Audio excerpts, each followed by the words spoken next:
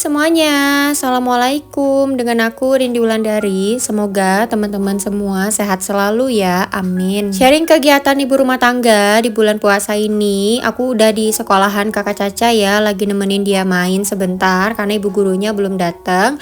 Dan lanjut aku ke tukang sayur karena mau belanja dan sekalian nanti mau masak juga. Kali ini aku belanjanya nggak banyak, aku cuma beli ikan, tadi ambil 2 bungkus, terus beli ayam juga setengah kilo ya bagian paha. Dan untuk sayuran aku cuma ambil bayam 1 ika, terus ini jamur tiram 1 bungkus, ada terong juga 1 buah, dan aku beli tongkol pindang juga 1 bungkus, beli cengek juga alias cabai rawit 1 on. Dan ini udah selesai belanjanya, langsung OTW pulang ke rumah.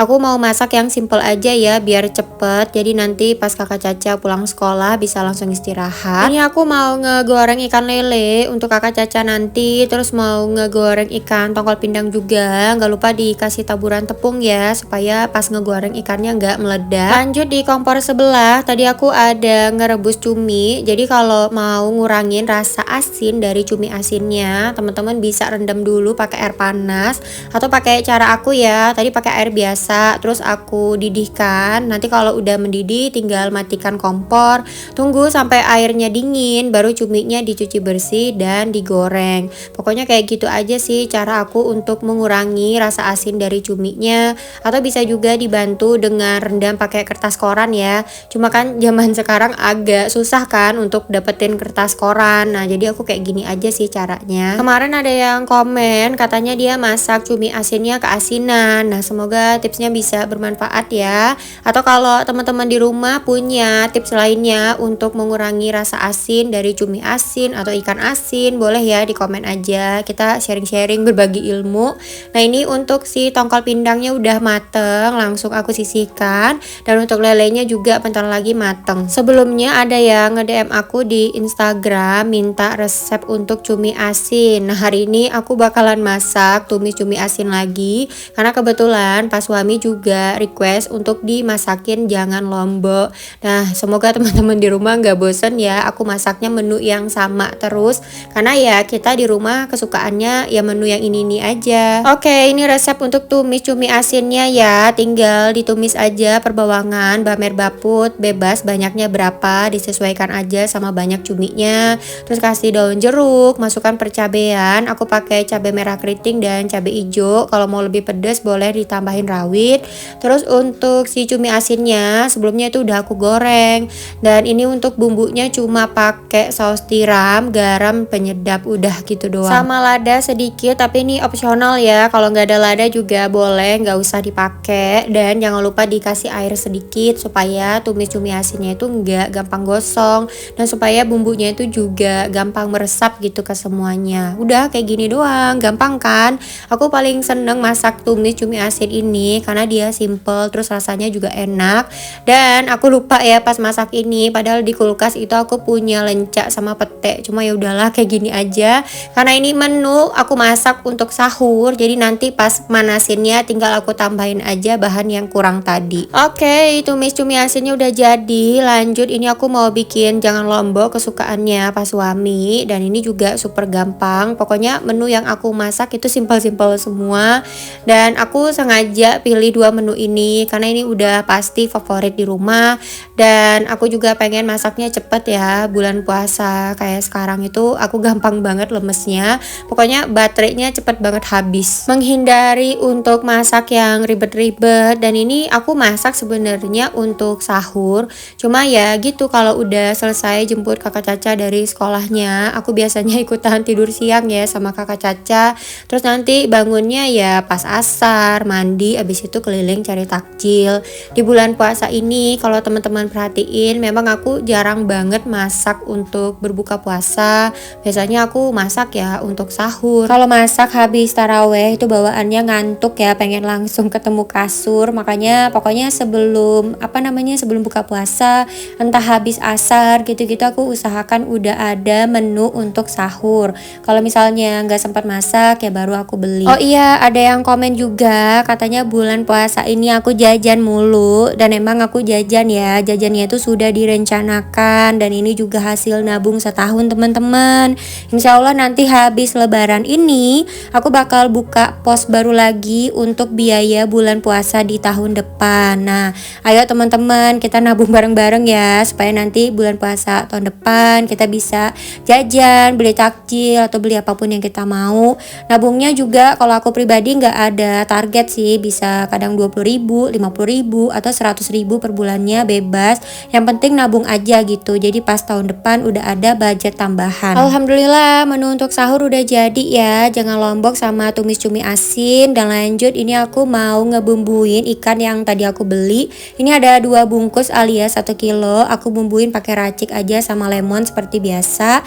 Dan ini tinggal simpan di kulkas, kapan mau dimakan tinggal digoreng aja. Berhubung aku mau mudik ke Kediri, boleh dong teman-teman yang tinggal di Kediri sharing-sharing di komen tempat makan atau kulineran yang bisa aku datangin sebelum dan setelah lebaran, karena aku pengen banget nanti pas di Kediri kulineran ya.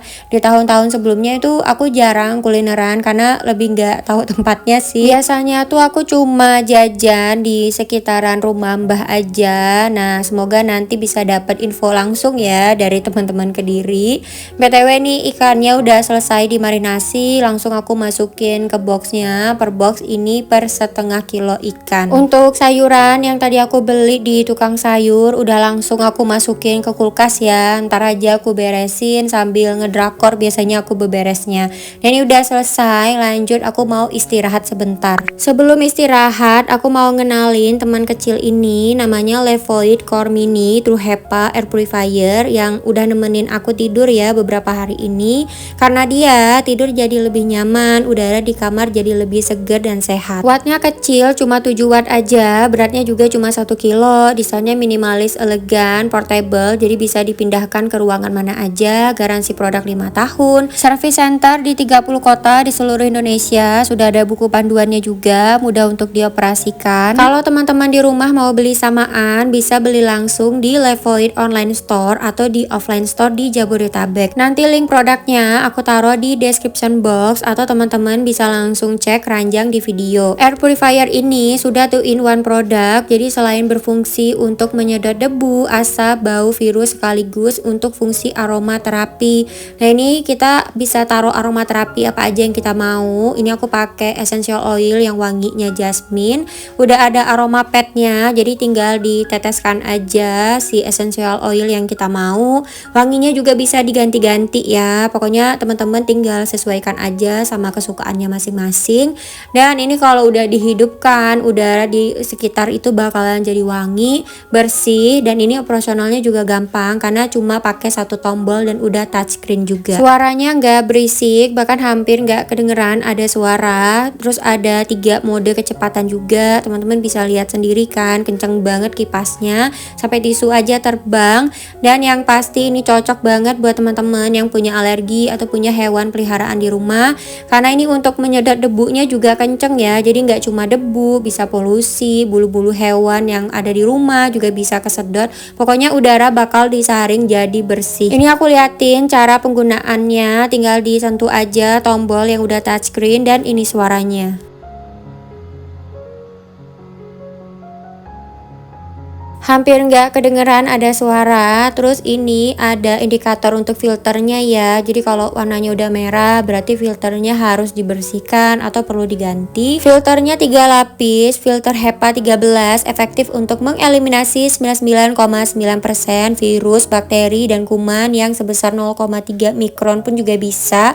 Dan ini gampang ya dibersihkan, tinggal disikat aja pakai sikat gigi kering atau bisa divakum. Yang jelas jangan dicuci pakai air atau cairan liquid apapun. Kalau filter atau aroma padnya rusak atau perlu diganti, nggak usah khawatir ya teman-teman, karena juga tersedia di official shopnya Levoit.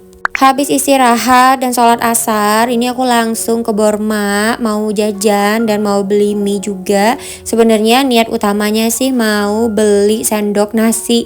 Jadi sendok nasi di rumah itu patah karena udah lama kali ya. Jadi ini aku mau beli penggantinya.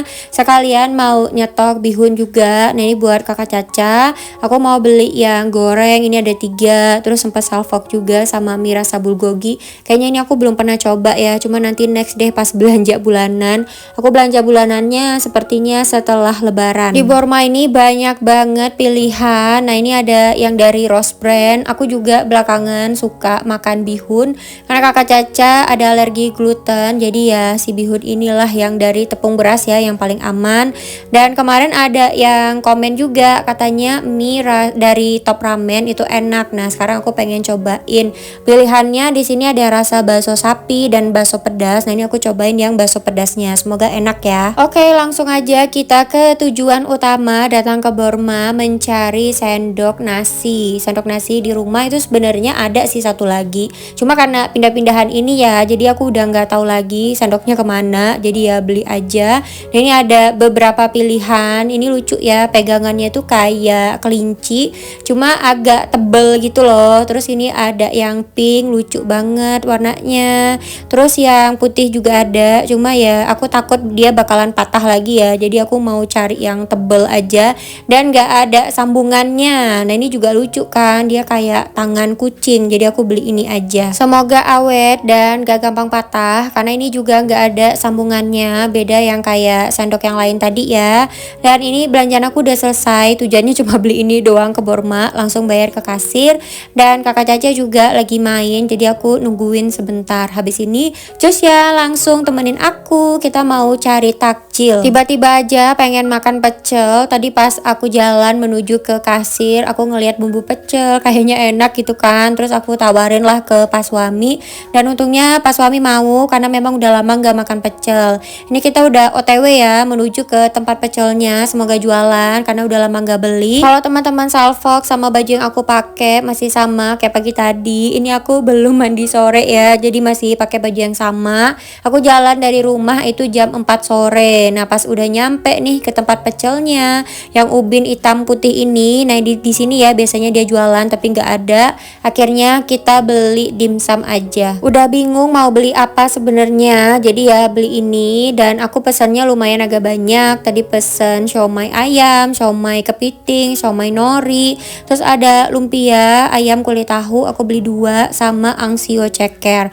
Dan lanjut dari tempat dimsum ini kita ke tempat sate Madura. Semua yang aku beli ini nanti untuk buka puasa ya. Kalau untuk sahur tadi kan kita udah masak, di rumah udah ada jangan lombok pakai tahu sama ikan pindang tongkol. Terus udah ada cumi asin juga. Terakhir aku mampir untuk beli cilok. Dari kemarin lewat itu dia rame mulu. Ternyata ciloknya itu ada isi gaji atau tetelan sapi. Terus ada yang versi direbus, digoreng. Pokoknya ini enak banget.